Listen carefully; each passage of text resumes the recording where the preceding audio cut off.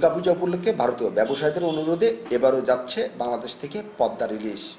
বাংলাদেশের ৩৭ জন রপ্তানিকারককে ১২০০ metric ton ইলিশ রপ্তানির অনুমতি দিয়েছে অন্তর্বর্তীকালীন সরকার। আজ বুধবার দিবাগত রাত ১টার দিকে বেনাপোল বন্দর দিয়ে ৮টি ট্রাকে এ সমস্ত ইলিশ ভারতে রপ্তানি হয়। ইলিশ রপ্তানি দুই দেশের মধ্যে বাণিজ্য ও বন্ধুত্ব সৌহার্দ্য সম্পর্ককে আরও জোরদার করবে বলে মনে করছেন ব্যবসায়ীরা। প্রতি কেজি ইলিশের রপ্তানি মূল্য ছিল $12.50, যা বাংলাদেশি অর্থে পড়ছে ১৫২৫ টাকা। সংকটের বাজারে ইলিশ রপ্তানি ব্যবসায়ীরা দুদেশের মধ্যে বাণিজ্য ও সৌহার্দ্য সম্প্রীতির বন্ধন জোর করবে বললেও সাধারণ ক্রেতারা বলছে রপ্তানিকারকে আরও দাম বাড়বে বাজারে। ভারতের সাথে রয়েছে বাংলাদেশের বৃহৎ বাণিজ্য ও সৌহার্দ্য সম্প্রীতির সম্পর্ক।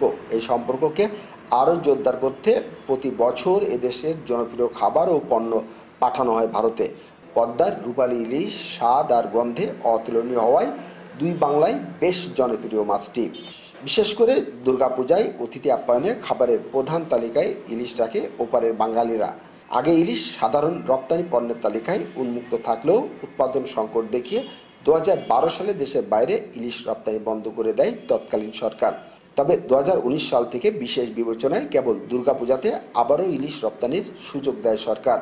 এবছর ভারতীয় ব্যবসায়ীরা দুর্গাপূজা উপলক্ষে ইলিশ আমদানির অনুরোধ জানান অন্তর্বর্তীকালীন সরকারকে। এতে সরকার ৩৭ জন রপ্তানিকারককে ১২০০ মেট্রিক টন ইলিশ রপ্তানির অনুমতি দেন। বুধবার দিবাগত রাত ১টায় প্রথম চালানে ৩৭ টন ৪৬০ কেজি ইলিশ যায় ভারতে। আগামী ৫ই অক্টোবরের মধ্যে ইলিশ রপ্তানি শেষ করতে নির্দেশ রয়েছে মৎস্য অধিদপ্তরের। গত বছর ভারতে ইলিশ রপ্তানির অনুমতি ছিল ২৪২০ টন। এর বিপরীতে ভারতে রপ্তানি হয়েছিল মাত্র ৫৩২ টন। সাথে থাকার জন্য ধন্যবাদ। নিয়মিত এ ধরনের তথ্য পেতে যুক্ত থাকুন আজকের কথা ফেসবুক পেজ ও ইউটিউব চ্যানেলের সাথে। সে পর্যন্ত সবাই ভালো থাকবেন, সুস্থ থাকবেন। আল্লাহ হাফেজ।